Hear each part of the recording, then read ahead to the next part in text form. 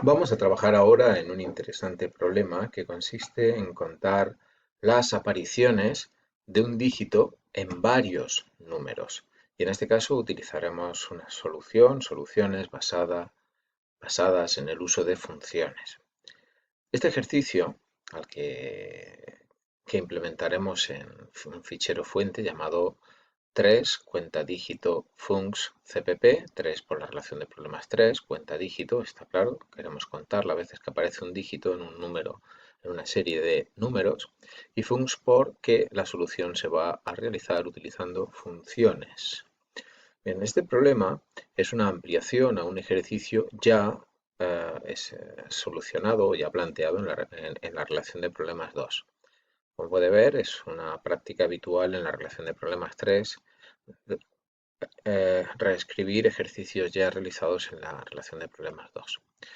En ese caso, la relación o la formulación original era responder a la pregunta de cuántas veces aparece el dígito 9 en todos los números comprendidos entre el 1 y el 100. Por ejemplo, si tomamos el 9 y consideramos todos los números entre el 1 y el 100, veremos que el 9, el dígito 9, aparece en los números 19, bueno, el 9, por supuesto, 19, 29, 39, puntos suspensivos, 90, 91, 92. Y en todos ellos aparece una vez, pero en cambio en el número 99 aparece dos veces. Bien, pues el ejercicio que se nos pide es sumar todas aquellas veces que aparece el 9 entre el 1 y el 100, teniendo en cuenta que en algunas veces, en algunas ocasiones aparece una vez, 9, 19, y en otras veces aparece 2, 99 o más, si el valor superior fuera mayor que 100. Bien, pues nuestro programa pedirá la cifra a buscar entre 1 y 9 y calculará también, bueno, nos pedirá, perdón, dos valores para realizar la búsqueda entre esos dos valores. En este caso, en el ejemplo que nos servía de motivación, el 1 y el 100. Tenga en cuenta, por cierto, que igual que introducimos 1 y 100, podríamos introducir 100 y 1. Por lo tanto, nuestro programa debería ser capaz de detectar esa situación y ajustar los márgenes, ajustar los extremos del intervalo para realizar la búsqueda. Bien, vamos a hacer un análisis de este problema. Lo primero que nos planteamos en el análisis es el conjunto de datos de entrada y, y la solución o el conjunto de datos de salida que va a ofrecer nuestro programa. Recibiremos como entrada la cifra que queremos buscar y estableceremos como un prerequisito que la cifra a buscar, perdón, los prerequisitos quedó claro que estaba entre 1 y no entre 0, entre 1 y 9. Por lo tanto, antes de hacer ningún tipo de cálculo y después de leer cifra, tendremos que asegurarnos que se cumple este prerequisito. Esto nos va a indicar que ese control lo tendremos que hacer utilizando un filtro para asegurarnos que cuando salgamos del filtro se cumple este requisito. Por otro lado, tenemos que tener en cuenta que nuestro programa tiene que calcular o repetir el mismo cálculo, básicamente buscar si una cifra se encuentra en un número, haciendo que ese número esté comprendido entre primero y último. Debemos tener en cuenta que cuando el usuario introduce los valores, él simplemente introduce un primer y un último valor. Así, por ejemplo, si el usuario escribe como primero 100 y como último 85, en realidad está interesado en buscar las apariciones de una cifra. Pongamos, por ejemplo, que la cifra es el 7, por poner un caso cualquiera, y el programa debería realizar la búsqueda por simplicidad entre 85 y 100.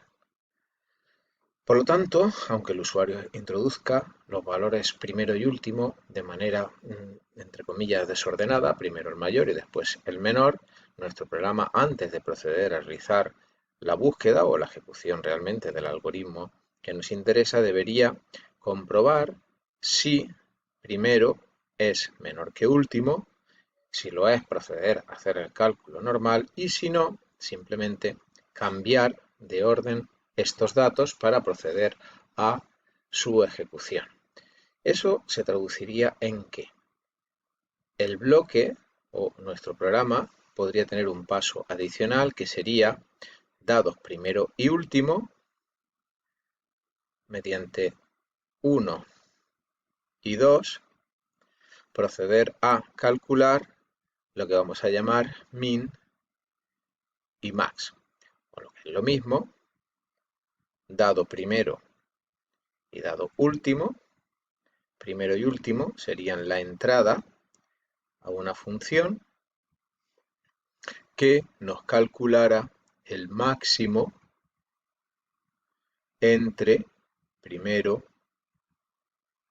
y último. También primero y último serían entrada a otra función que nos calculara el mínimo entre primero y último. Y así, esto sería lo que hemos llamado 1 y esto sería lo que hemos llamado 2. Luego le daremos un nombre adecuado. Antes de proceder a el cálculo de el número de veces que aparece una cifra, previamente calcularemos cuál es el máximo entre primero y último, cuál es el mínimo entre primero y último y ajustaremos los extremos de la búsqueda de forma que la búsqueda se realice siempre entre el mínimo y el máximo. Por otro lado, tenemos que asegurarnos que la cifra esté comprendida entre 1 y 9, como puede observar aquí entre las precondiciones. Esta tarea también puede realizarse utilizando una función para garantizar que se cumpla esta precondición, igual que acabamos de mostrar sobre el mínimo y el máximo. En este caso, nos encontramos con que la función no es preciso que reciba nada, sino simplemente tenemos que asegurarnos que nos devuelva un valor de cifra, repito, comprendido entre 1 y 9. Así, si esta fuera la tercera función, nos encontramos con que en una primera aproximación necesitaremos una función que nos calcule un mínimo, una función que nos calcule un máximo, entre dos valores en ambos casos, y una función que nos calcule una cifra correcta, en este caso comprendido entre 1 y 9. Bien, pues como acabamos de ver, al finalizar esta breve exposición, hemos completado el análisis y el diseño de la primera etapa del problema. Si consideramos las tres etapas de entrada, cálculo y salida, vamos a centrarnos de momento en la fase de entrada y después seguiremos con la fase de cálculo. La fase de salida es trivial. En esta primera solución, a la que hemos llamado cuenta dígito func1, porque vamos a presentar tres versiones distintas del mismo problema, vamos a mostrar la codificación del problema para el cual acabamos de realizar el análisis. Tenemos tres funciones, las tres que hemos comentado anteriormente. Una función que calcula el menor de dos valores, otra que calcula el mayor de dos valores y una tercera que nos devuelve un número comprendido entre 1 y 9. Bien, vamos con ello. Si nos fijamos en la función leCifra, puede observar que se trata de una función que no recibe nada, ese era el objetivo, y nos devuelve un valor entero, asegurando que ese valor entero estará comprendido entre 1 y 9. Por lo tanto, en esa función, observe que declaramos un dato local llamado cifra, dato que utilizamos en este filtro para realizar la lectura, y mientras el valor leído sea incorrecto, en este caso tendría que corregirlo porque si estamos fijando entre 1 y 9 sería mientras sea menor que 1 o mayor que 9, el dato es incorrecto y por lo tanto debo seguir iterando. Bien, una vez que finaliza este filtro devuelve el valor cifra que, como ha finalizado con éxito este filtro, aseguramos que está comprendido entre 1 y 9. Las otras dos funciones tienen una estructura similar, menor y mayor, y nos aseguran que va a devolver el mínimo entre los dos parámetros recibidos, en este caso la función menor. Observe que devuelve un entero, en realidad devuelve o num1 o num2, o sea, el valor de num1 o el valor de num2. El cálculo del mínimo se puede hacer de manera trivial, como puede ver aquí. Declaro una variable local y ahora, si el valor de num1 es menor que el de num2, mínimo vale num1 y en otro caso mínimo vale num2. De forma alternativa podría haberse hecho con una asignación previa diciendo que el mínimo es, por ejemplo, el primero de ellos, y ahora comprobaríamos si el segundo es menor que el primero, y en ese caso cambiaríamos el valor del mínimo que le hemos dado por defecto el valor del primero.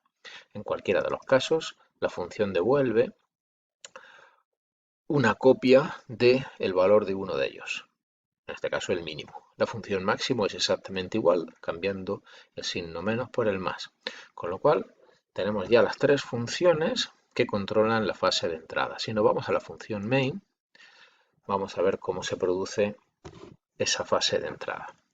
En primer lugar, observe la llamada que hacemos a la función leeCifra. La función leeCifra, cuando termina su ejecución, recuerde que debe estar insistiendo hasta que se introduce un valor correcto, ese valor devuelto se copia en la variable cifra y ya tenemos claro que el valor devuelto está comprendido entre 1 y 9. A continuación, lee los dos extremos del intervalo, en este caso los lee en dos variables llamadas primero y último.